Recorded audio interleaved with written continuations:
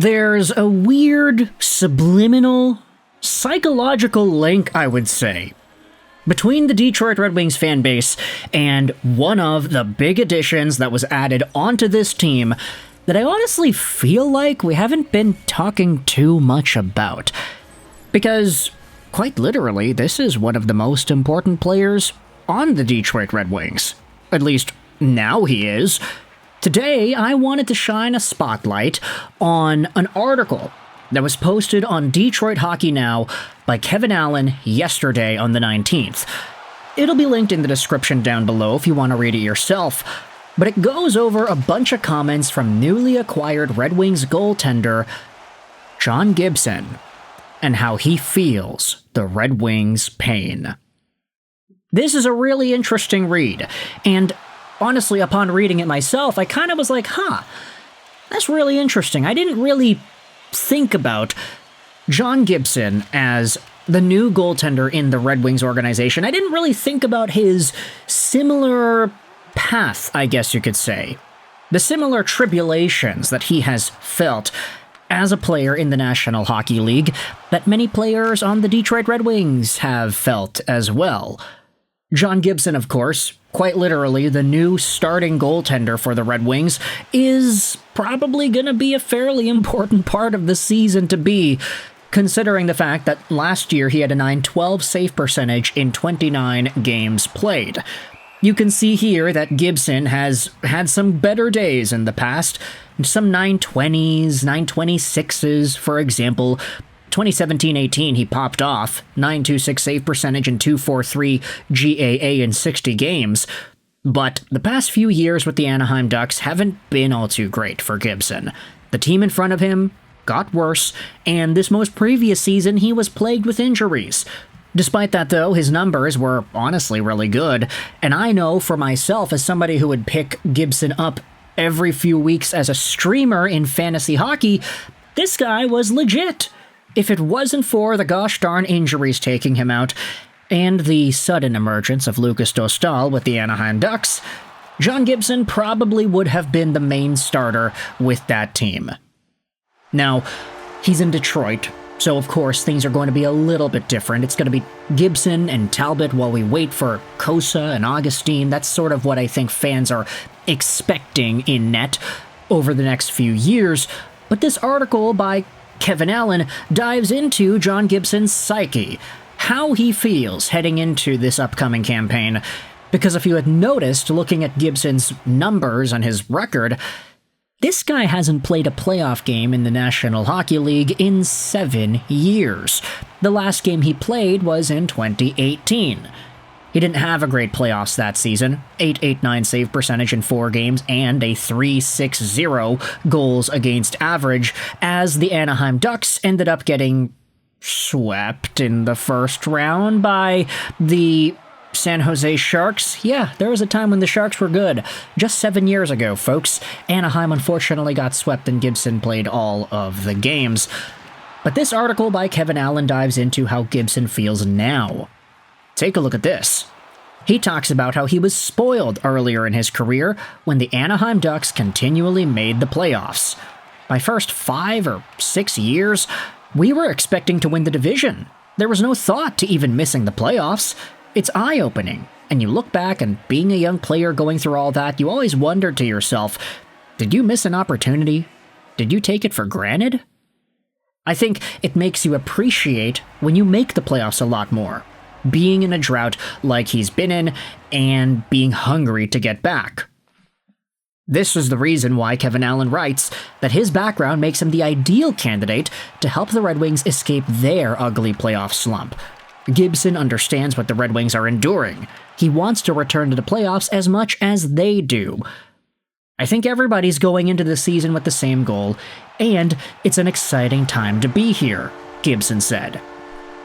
According to the odds makers, the Red Wings are unlikely to make the playoffs, but if they are to have a chance, Gibson might be at the heart of it. His career .911 save percentage, in theory, could create the extra wins they need.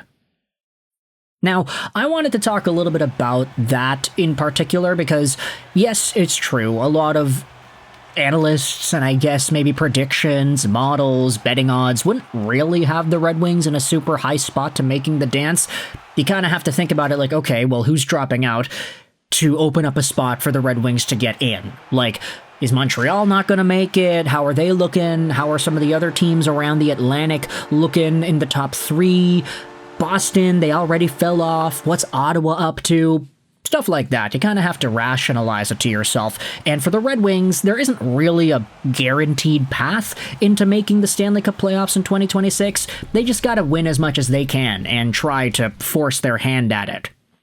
However, John Gibson was a part of so many meh to really bad Anaheim Ducks teams over the past few years that if there's anybody that's probably a lot more determined to forcing his hand in doing everything he can to put his team back into the dance, it's probably him, right? Add to that Dylan Larkin and his drought, which has extended even further beyond John Gibson's. He's the longest tenured Red Wing after all. You'd probably assume that Patty Kane wants to get back into the dance after everything he's been through in his illustrious career. He wants to help this team out. He's committed to it over the past few years after all. And now, John Gibson and net could be the perfect guy talent-wise and mentality-wise to be a part of that shift. This article also talks about how Gibson likes what he is seeing with the Detroit Red Wings. I think there's a really good mix of players. You've got the skilled forward, smaller guys, you've got some big power forwards, speed, size. I mean, the D, you've got skill and size. So I think it's just about making sure everyone's on the same page and playing together. In the NHL these days, several teams seem committed to keeping goaltenders from making too many starts.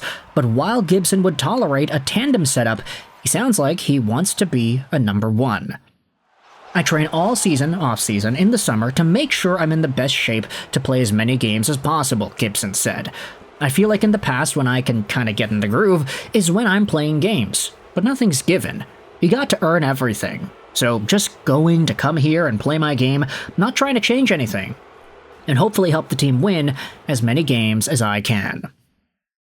So, for John Gibson, a player who, at some point throughout his NHL career, was a consistent 50-plus game per year goalie, he only got slowed down in 23-24 because of, as we had said, the emergence of Lucas Dostal, and he also had the injuries that were hurting him too this previous year. But Gibson has had a very good track record in the National Hockey League. He debuted when the Anaheim Ducks were hot. He had some really good years opening up his NHL career, and now he's got a chance to reinvent himself in the same way that Patty Kane has after having all those successful seasons with Chicago. For the most part, I think Kane's been pretty good. Now, as for how this is going to work in tandem with Cam Talbot, we'll see. Talbot, of course, was a starter in his own right for the LA Kings as far back as just a season ago, before his Red Wings campaign. And he was pretty alright the past few years, too. Consistent 9-10-plus save percentages up until a bad year in Ottawa, jumping back to a 9-13 with the Kings in 23-24, and then having a 9-01 with the Wings the most previous campaign. Talbot has made the playoffs a lot over the past few years. He's got so many games played in the dance there, so I think he doesn't necessarily have that same personal mental mountain to climb in regards to getting over that hump and making it back in like Gibson does. That's not to discredit Cam Talbot. I mean, he could have the strongest mentality of players on the Red Wings for all I care, but I'm just saying that him making the playoffs so much is totally not the same as what Gibson has gone through. And so now, John Gibson being at the helm, this could be the perfect guy to help bring the Red Wings back into the postseason dance. And I want you to let me know your thoughts in the comments section, how that makes you feel. John Gibson is poised to being the new guy. He wants to be a number 1. Do you think he'll be able to accomplish that? Do you think he'll get injured again? Do you think everything is going to go right, wrong, somewhere in the middle? Do the Wings make the dance ultimately? Let me know your thoughts in the comments section below. If you enjoyed this video, leave a rating. Also leave a comment. They help out the algorithm very much in these trying times. Thoughts in the comments section about John Gibson, the Wings, and everything else. I hope you enjoyed this video. And bye.